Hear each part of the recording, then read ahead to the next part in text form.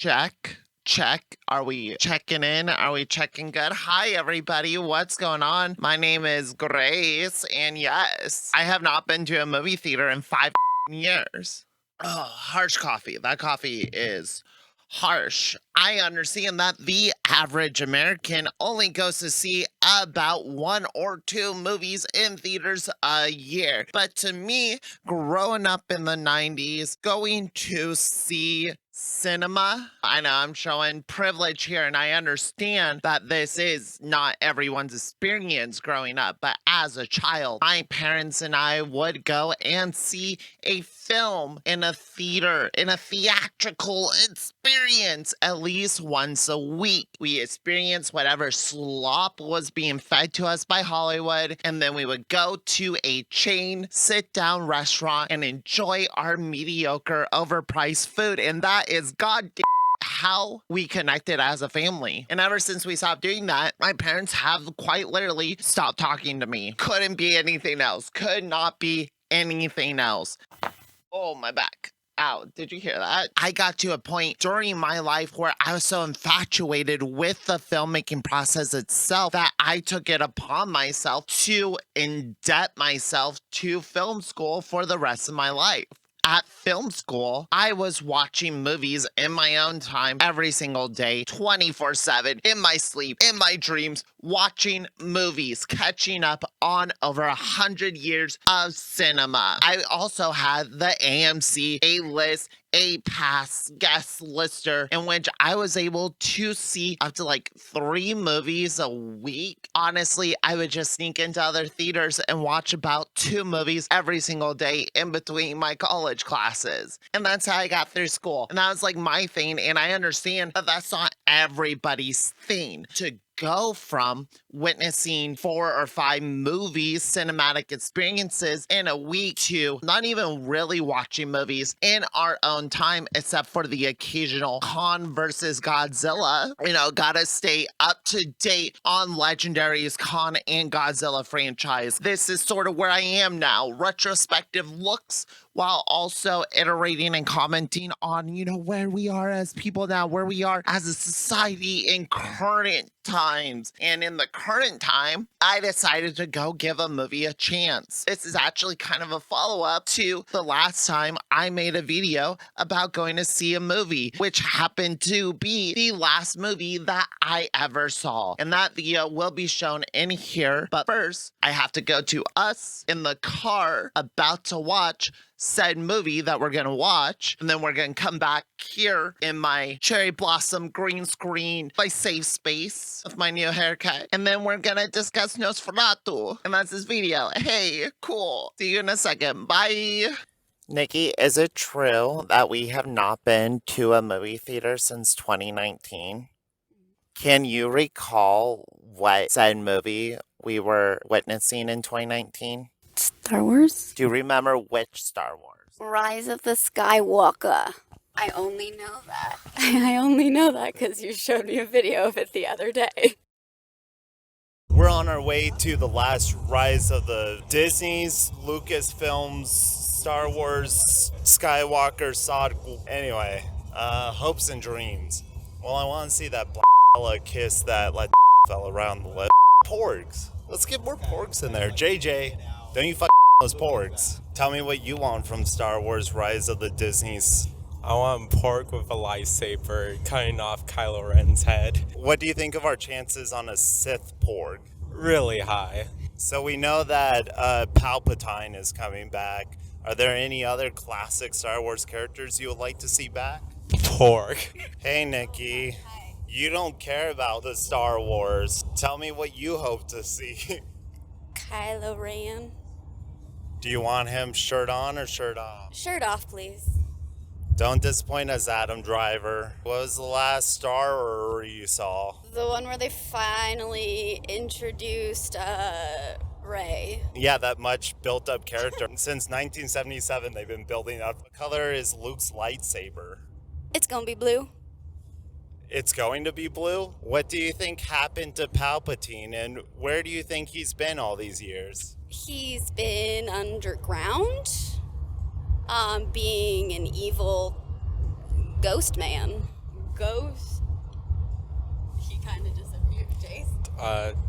Yes. Would you like to see an appearance of Baby Yoda?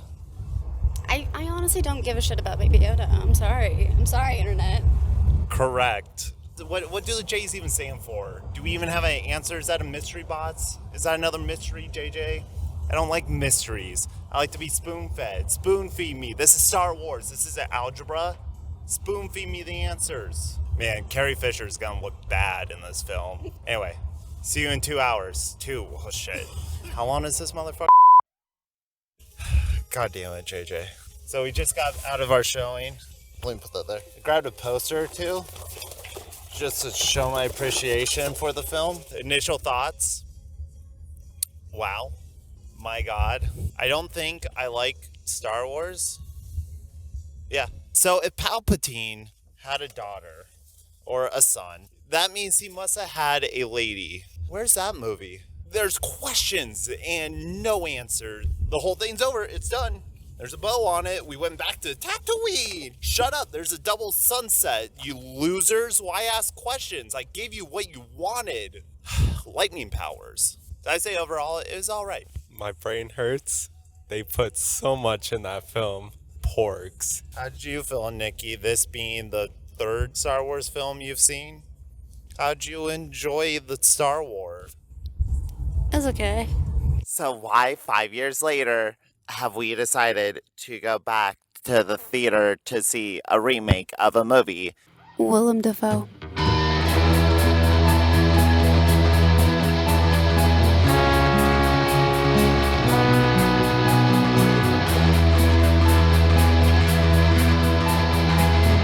Nikki. All right, we just spent 2 hours in a theater, in a dark room, something that we were quite literally different people the last time we did it. How did you like Nosferatu? I liked it. Let me put the microphone Sorry. in. God damn. I liked it. I did. It was very good. It didn't have to be over 2 hours though. They could have trimmed some stuff. I liked that they revealed the monster more and more. In like one scene you just see a shadow, the next scene you kind of see skin, then like the next one it's like part of his face, and then by the end you see his entire ass. And I have a question. Does he go around just people? No, so he was her, and like she's so good. Her blood is just so magically incredible. Is it the blood or is it the How'd you feel about the trailer where Rami Malek plays Jason Bourne?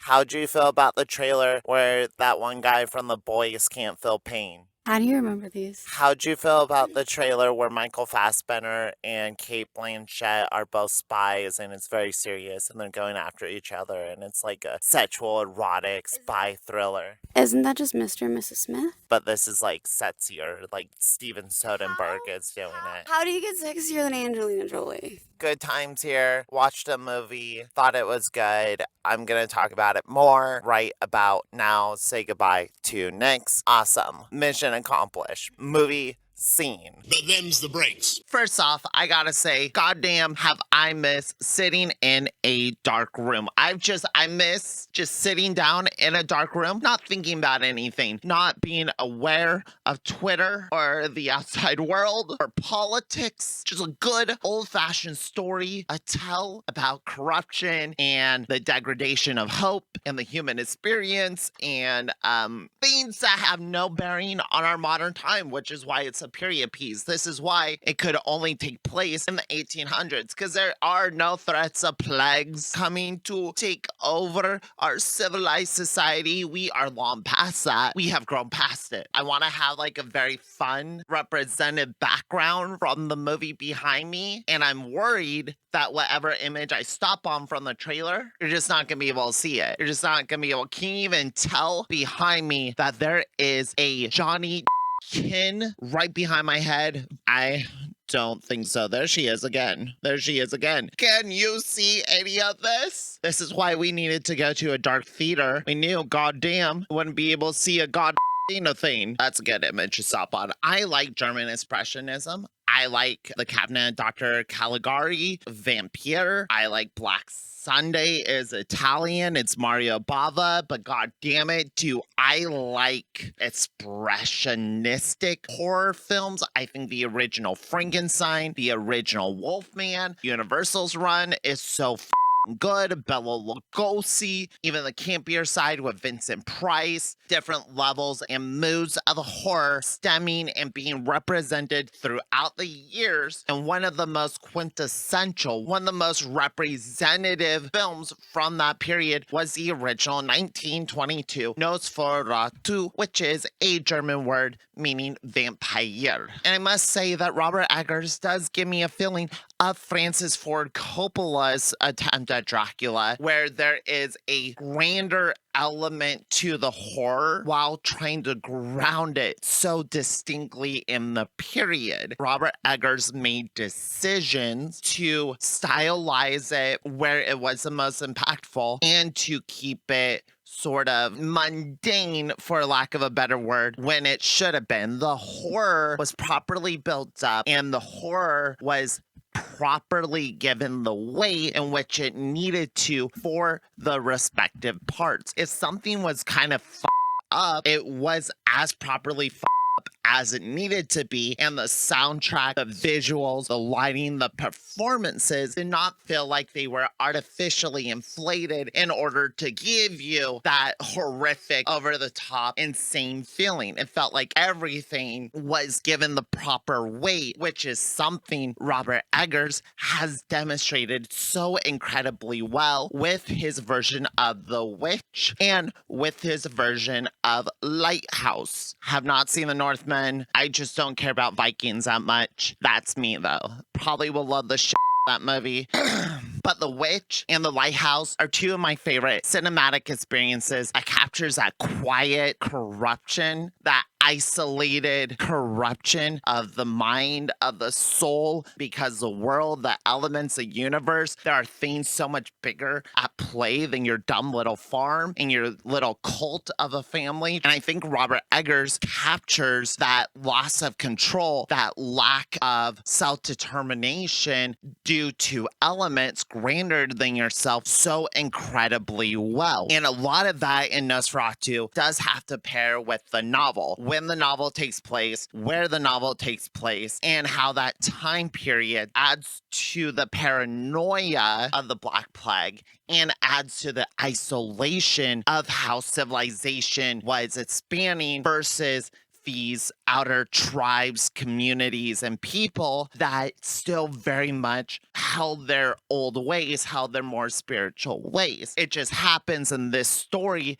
the spiritual elements, the larger than life elements happen to be real. The monster is a genuine, real threat. And at no point during the film are you questioning whether or not there is an actual vampire. I like that the characters and everything in this world takes place with the supernatural elements being very real to the audience, but for some characters to still be skeptical and in denial of said elements, making it feel like that clash between old medicine and modern medicine, where Willem Dafoe's character feels like he knows of this occult, he knows how to defeat this based on knowledge and books and history passed down, where Aaron Taylor Johnson over here feels like there is an improbability, incongruity with that old spiritual sense of thinking. And you see Nicholas Holt's character go through that journey where he is skeptical and he quite literally has to travel to a distant land, to somewhere far, far away in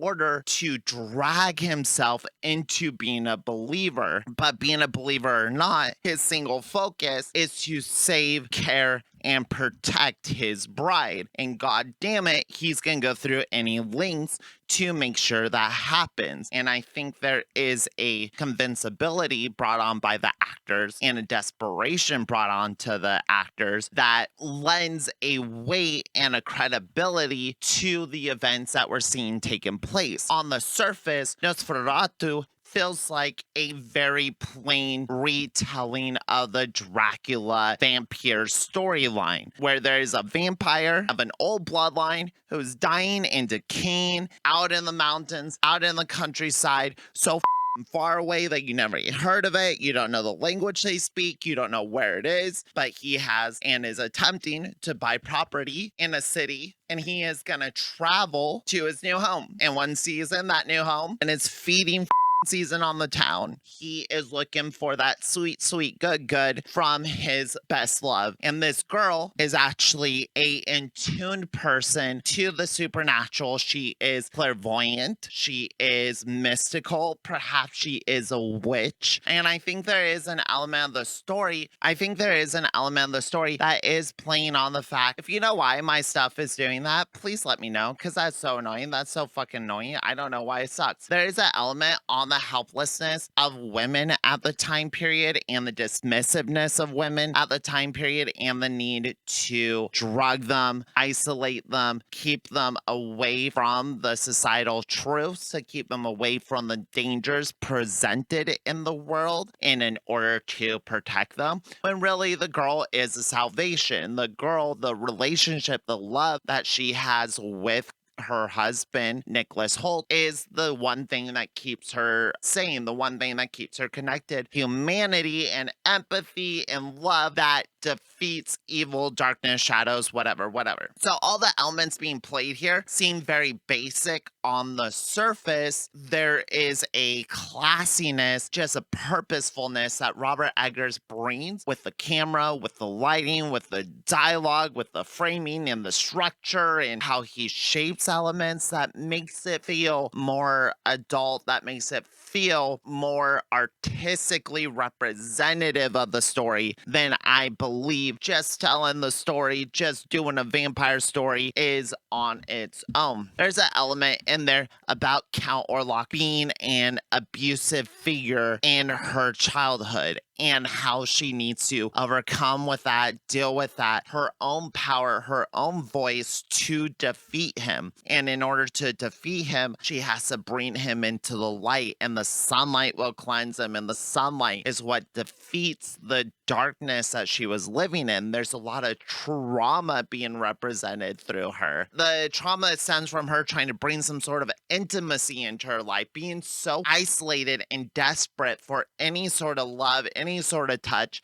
any sort of human connection, that she ends up awakening and inviting this Nosferatu into her life, dooming this entire town to her abuser, basically. And when he invites himself back in, when he feeds off of her happiness, her calmness, in an effort to find what he is longing for so much, which is that sweet, good, wants to feed off that girl with power, Nosferatu now has the motivation to leave his castle, to put himself in danger, to expose himself to the world. And I think how it unveils itself, how it reveals itself, really makes a film hypnotizing. It's the best parts of Mike Flanagan's work that I really like, where it's speaking towards something deeper, but you're also getting a satisfying horror story. There is a lot of elements of filmmaking that I really admire. The use of shadow is just incredible. There are silhouettes and out of focus elements that give you such a vivid image of what is happening without giving you a lot of information about what is happening. And it all comes together with the soundtrack that is so inspired and moving and classical, while also being a driving modern interpretation of that era music that all clashes together and moves together to honestly create a film that speaks perfectly to me, a quiet gothic horror tale where the actual occult elements are treated with respect and treated with as much careful artistic ease as any other element in the film, and not one part of it felt overly long or boring to me. Maybe a little drawn out, but I sort of got hypnotized in the mythology of the pacing and the rhythm of it. And for me, honestly, I love this shit, dude. I freaking love it. Honestly, Nosferatu is a total jam it. Perfect encapsulation of everything I love, of horror,